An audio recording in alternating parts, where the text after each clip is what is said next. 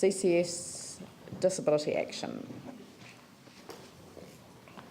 It's page 126 of your folders. Thank you very much for agreeing to come in a bit earlier since we... Thank you very much for the opportunity to be here today.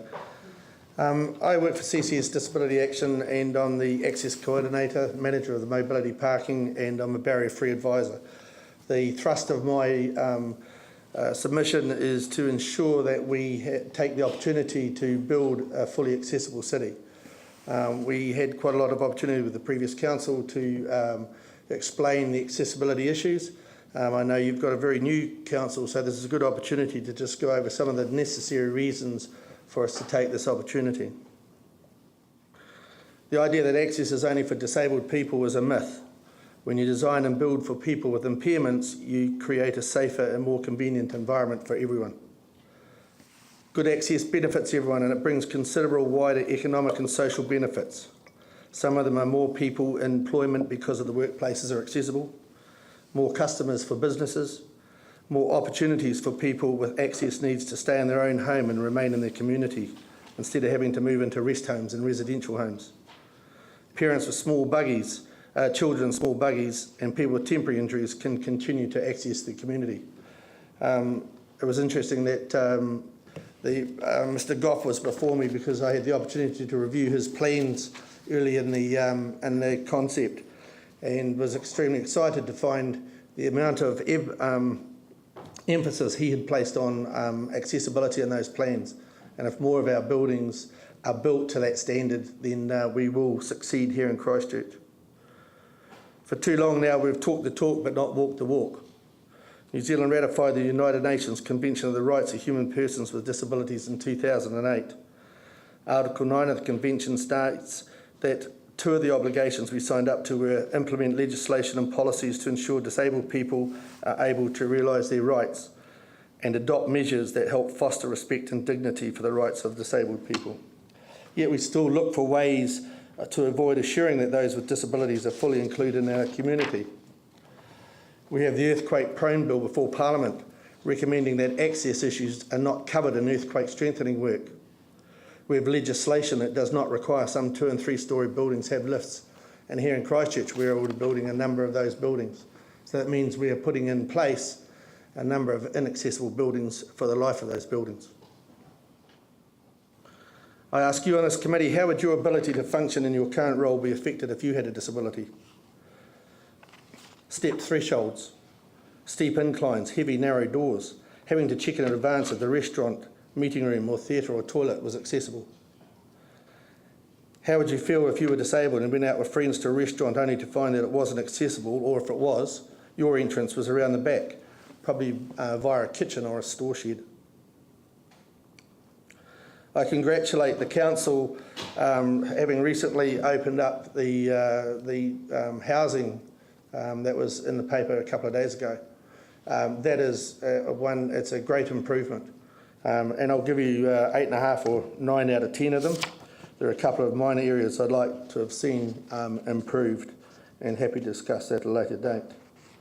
I also congratulate you for signing the MOU with LifeMark, proving your commitment to building adaptable, accessible and healthy housing units. I don't want to go on too long because I know you're very busy, but access affects all of us. But people with physical and or sensory impairments are more affected than others. 383,500 people had a physical impairment and 239,000 people had a sensory impairment in 2006. When you design and build for people with impairments, you create a safer and more convenient environment for everyone. And to take off a science TV program, all people with disability wants is to boldly go where everyone else has been. So I ask the council to use the local expertise that is available to ensure we get things right. We have an opportunity in Christchurch to set the standard for an accessible city. Provide good access and you will be telling the disabled community you are important. You are entitled to have the same opportunities as those who do not have a disability, and we will build a society that includes all people. Please do not jeopardise that message. I also would like to add that it is noted that a lot of people with disabilities from overseas now are taking the opportunity to come to New Zealand, and they travel more and more. So an accessible city is going to be a thriving city. So thank you very much for the opportunity to speak to you today, and I'm quite happy to accept any questions. Well, I just think that one of the points that maybe you didn't explore is the huge cost that is imposed largely on central government in both the health sector and in ACC, so on us through levies that we pay, for retrofitting when somebody's no longer able to easily live in the home environment that they're in, either because they've had an accident that's created a permanent impairment, or they have an illness. And so there's literally millions of dollars spent retrofitting houses. So it actually makes good economic sense to build accessible environments from the outset. It's actually staggering, but you obviously show an understanding of that, having signed the LifeMark MOU. No, it's because I used to be the Minister for ACC. Yes. I didn't want to get tied up in too much detail, but you're quite right. The cost in retrofit is staggering. And if houses are built or if facilities are built accessible either to the LifeMark standard or to fully accessible, then that retrofitting cost is negated. Yeah, so I just think that sometimes when we are considering our plan, so our annual plan and our budget, we don't think of the potential savings that we're making for the benefit of the wider public spend. So when we're investing in building accessible units, it actually has a benefit somewhere else down the track, and we don't measure that. And there is, as much as the scaremongers may tell you, there is actually very little difference in building accessible buildings as non-accessible. Yes, and that is true. Phil. Thank you very much for talking with us.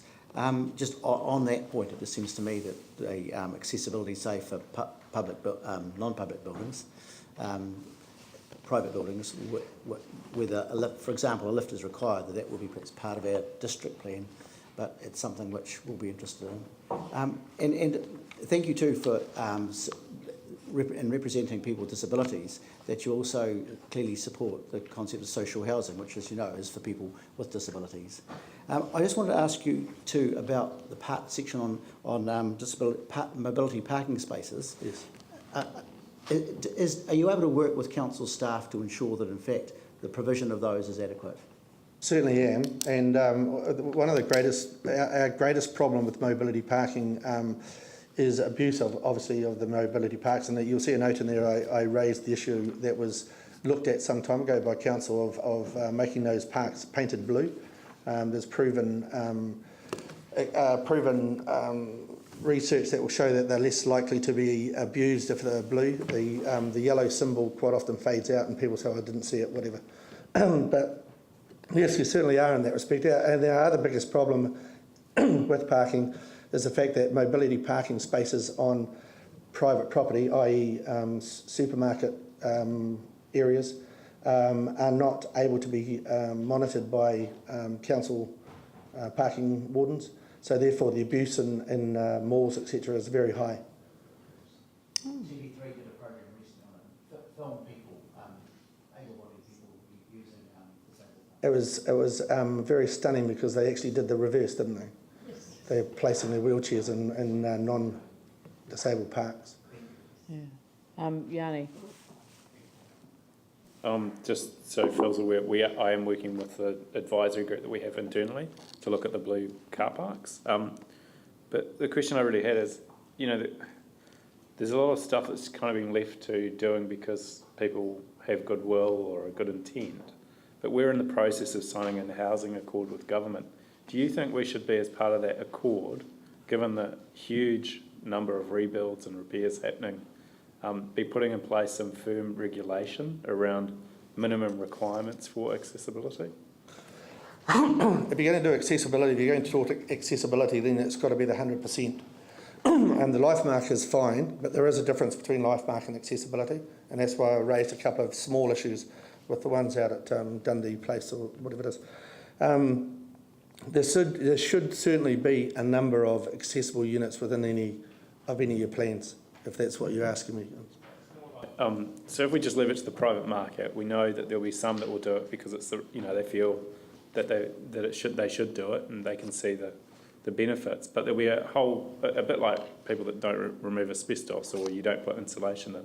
If we just leave it to the private market, most of the places that get done probably won't get insulation, won't get made more healthy, won't get made more accessible.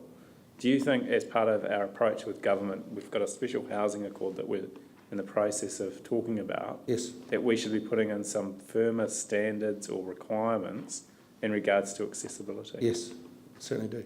One of the things you mentioned is with the council stock, obviously it's more affordable, i.e. the word affordable.